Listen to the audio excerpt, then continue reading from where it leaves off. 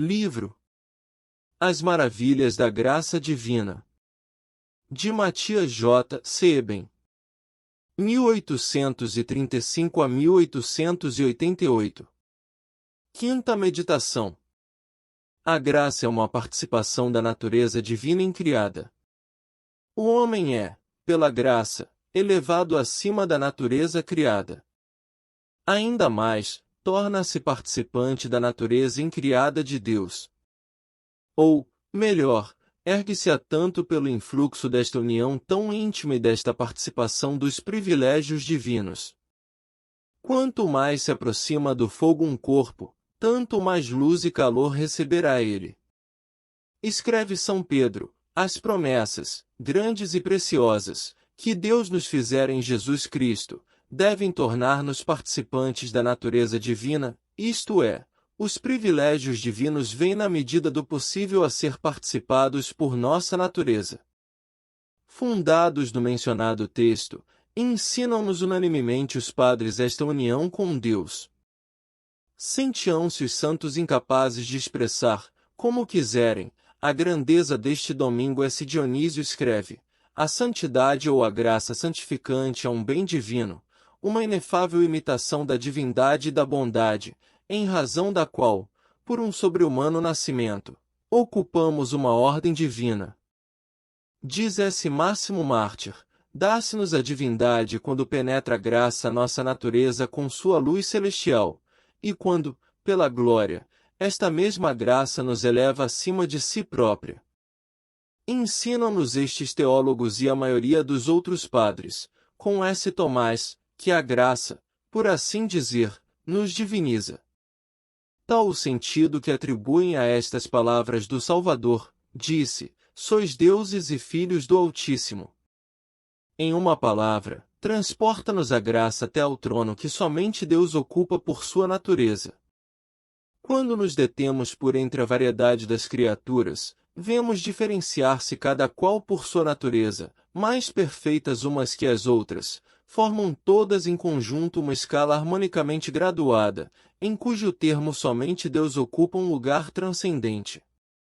Há corpos que existem, mas que não possuem vida, são as pedras e os metais; outros a que têm certa vida, são as plantas, desenvolvendo-se por si mesmas graças às suas raízes, e produzindo flores e frutos. Os animais gozam, além disso, de sensibilidade e movimento.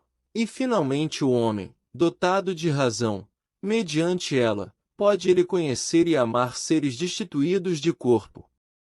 Acima do homem encontra-se a série incontável dos puros espíritos, invisíveis ao nosso olhar, possuindo cada um deles sua própria perfeição.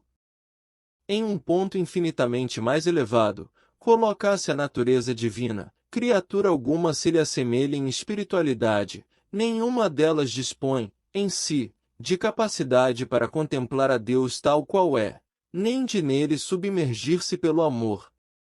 Comparadas com o sol divino, não passam de trevas as outras naturezas, incapazes mesmo de refletir naturalmente a perfeição divina.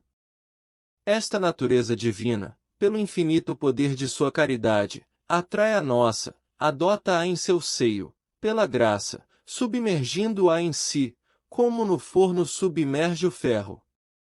Pertencemos, então, à raça de Deus, como a palmeira ao reino vegetal e o leão ao animal. Se dentre todos os homens e todos os anjos, escolhesse Deus uma só alma para comunicar-lhe o esplendor de tão inesperada dignidade, faria esta alma empalidecer a formosura do sol, da natureza inteira e de todos os espíritos puros, deixaria estupefatos não só os mortais, mas ainda os mesmos anjos, que se sentiram quase tentados de adorá-la, como se fora Deus em pessoa.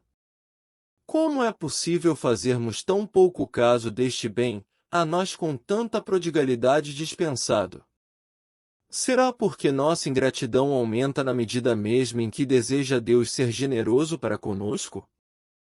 Por amor próprio não poupamos dinheiro nem fadigas para nos aproximarmos dos grandes. E desprezamos a intimidade de Deus. Nem consideramos, sem dúvida, dolorosa perda e incurável ferida vermo-nos privados, pelo pecado mortal, da companhia de Deus, e, mais ainda, o não pertencermos à sua raça, expulsos de sua família.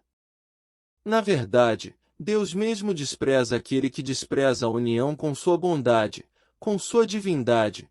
Semelhante homem torna-se inimigo de sua honra, de sua razão, de si próprio e de Deus. De outro lado, as honras baseiam-se mais na opinião dos homens do que nas qualidades intrínsecas. Pode a vontade de um rei fazer ocupar alguém o mais ambicionado posto, sem que tenha, para isto, aptidão ou dignidade. Quando a graça nos comunica a dignidade divina, não somente nos confere o nome, mas também a perfeição divina, pois, conforme os teólogos, faz ele sobrenaturalmente parecer-se nossa alma com Deus. Segundo S. Cirilo de Alexandria, somos participantes da natureza divina, pela união com o Filho e o Espírito Santo, não de nome, mas na realidade. Quantos temos crido somos semelhantes a Deus, pois fomos revestidos de uma beleza que sobrepuja a de qualquer criatura. Cristo formou-se em nós de um modo inefável, não como uma criatura em outra, mas como Deus em a natureza criada, transformado pelo Espírito à criação, isto é, a nós mesmos em sua imagem, elevando-a a uma dignidade sobrenatural, o que em Deus é essencial e substancial. Observa S. Tomás, torna-se na alma que, pela graça, participa da caridade divina, ama como qualidade acrescentada à sua natureza. Os padres aplicam a este mistério diversas imagens. S. Atanásio compara a divindade com o âmbar ou bálsamo, que comunica sua suavidade aos objetos por ele tocados, ou ainda com o selo que na cera mole deixa gravada sua imagem. Diz S. Gregório Nazianzeno que nossa natureza se acha intimamente unida a Deus pela graça e participa de suas propriedades, como uma gota de água, lançada em um vaso de vinho e por ele absorvida, toma sua cor, seu cheiro e sabor. S. Tomás, seguindo S. Basílio, evoca-nos a imagem do ferro, rígido, frio e informe, torna-se ardente, luminoso, flexível quando colocado junto ao fogo e por ele penetrado. Note-se, porém, que nem por isto perde sua essência. Aquele que sabe ser Deus a mais pura luz e o fogo do amor eterno, compreenderá facilmente como, ao abaixar-se com toda a sua glória até a criatura e ao admiti-la em seu seio sem aniquilá-la, pode penetrá-la com sua luz e seu ardor, a ponto de fazer desaparecer sua natural pequenez e fraqueza, de modo a parecer completamente absorvido em Deus. Se pudéssemos adquirir a sutileza dos anjos com a mesma facilidade com que podemos aumentar em nós a graça, ninguém perderia semelhante ocasião. A sutileza dos anjos? Que digo? Invejamos até a agilidade dos seres inferiores. Por certo, imediatamente nos apossaríamos. Se de nós dependesse da prireza da corça, da força do leão, do vôo das águias, etc. Que vergonha! Ao nosso alcance se acham os esplendores da natureza divina, enobrecem-nos, elevam-nos a uma infinita altura. E não obstante, tudo isto consegue, apenas, realizemos um pequeno esforço, que é feito de nossa razão. Onde está nossa fé? Suponhamos que Deus reúne em um só homem todas as maravilhas da criação, seja ele mais forte que o leão, mais belo que a aurora e as flores do campo, mais refulgente que o sol, mais radiante que os querubins. Suponhamos também que este homem aventure todos estes bens num lance de dados. Quem contemplaria, sem estremecer, tamanha loucura, semelhante ingratidão? Assombra-nos a força de Sansão. Muito mais, porém, ainda, assombra-nos ter ele cedido esta força loucamente às falazes lágrimas de uma mulher. E nós? Vendemos nossa intimidade com Deus, vendemos o esplendor do sol divino, à força das virtudes divinas a carne miserável, filha da corrupção, irmã e mãe de vermes. Que pensar diante de fato tão desolador, desgraçadamente repetido cada dia? Chorai, anjos de paz, chorai se puderdes, chorai a inconcebível loucura de vossos irmãos da terra, que se perdem a si próprios, chorai a profanação de tantos tesouros. Aqueles, entretanto, que têm os olhos puros e a alma sã, guardem com honra sua dignidade, estão na obrigação de amar, com todas as fibras do coração, a seu Pai, o Pai das luzes. Se pudessem os planetas conhecer sua beleza, mostrar-se-iam, por certo, sumamente agradecidos ao Sol, pois, graças à luz dele recebida, se converteram em sua resplandecente imagem. Um príncipe confessa amor a seus antepassados, um filho a seu pai, cada qual a seu semelhante. Não seria já para elevar-nos da terra a Deus o sentimento de parentesco e semelhança que descrevemos?